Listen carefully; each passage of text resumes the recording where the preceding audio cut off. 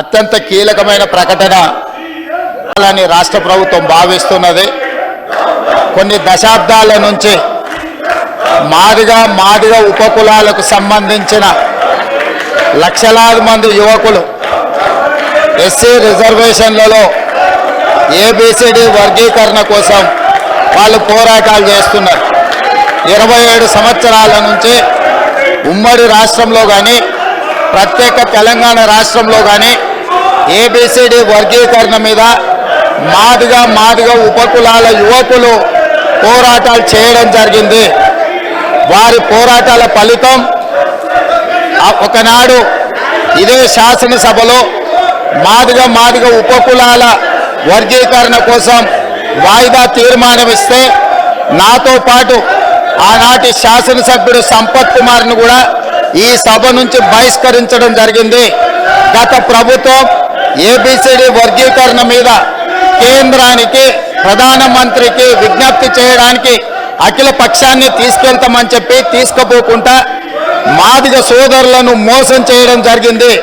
కానీ డిసెంబర్ 3, 2023 నాడు ప్రజాప్రభుత్వం బాధ్యత తీసుకున్న తర్వాత తక్షణమే మా ఉప ముఖ్యమంత్రి గారి సూచన మేరకు మాజీ ఉప ముఖ్యమంత్రి ప్రస్తుత మంత్రి దామోదర్ రాజనరసింహ గారి నేతృత్వంలో మా శాసనసభ్యులందరినీ అడ్వకేట్ జనరల్ని ఢిల్లీకి సుప్రీంకోర్టుకు పంపించి న్యాయ కోవిధులతో చర్చించి సుప్రీంకోర్టులో బలమైన వాదనను తెలంగాణ రాష్ట్ర ప్రభుత్వం కాంగ్రెస్ ప్రభుత్వం వినిపించడంతో ఈనాడు సుప్రీంకోర్టు మాదిగ ఉపకులాల వర్గీకరణకు అనుకూలమైన తీర్పునివ్వడం జరిగింది.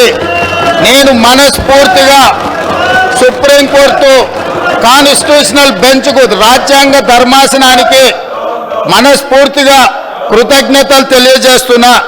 7 మంది జడ్జిలలో 6 మంది జడ్జిలు రాష్ట్రాలకు ఏబిసిడి వర్గీకరణ చెయ్యడానికి అనుమతి ఇచ్చింది. తెలంగాణ రాష్ట్ర ప్రభుత్వం తరఫున నేను స్పష్టమైన ప్రకటన చేస్తున్నా. దేశంలోనే అందరికంటే ముందు బాగానే నిలబడి తెలంగాణ రాష్ట్ర ప్రభుత్వం ఏబిసిడి వర్గీకరణ అమలు చేసే బాధ్యత మా మిత్రులు మా మంత్రివర్గ సహచరులు మేమందరం తీసుకుంటాం. అవసరమైతే ఇప్పుడు ఇచ్చిన ఉద్యోగ నోటిఫికేషన్లలో కూడా వర్గీకరణను అమలు చేయడానికి అవసరమైతే ఆర్డినెన్స్ తీసుకొచ్చి మాదిగ సోదరులకు న్యాయం చేసే బాధ్యత మేము తీసుకుంటాము. కాబట్టి ఈరోజు ఈ సభ అందరూ కూడా ఈ అంశం మీద ఏకాభిప్రాయానికి వచ్చి మాదిగ ఉపకులాల వర్గీకరణకు సంపూర్ణంగా సహకరించాల్సిందిగా రాష్ట్ర ప్రభుత్వం తరఫున నేను విజ్ఞప్తి చేస్తున్నా. అధ్యక్ష.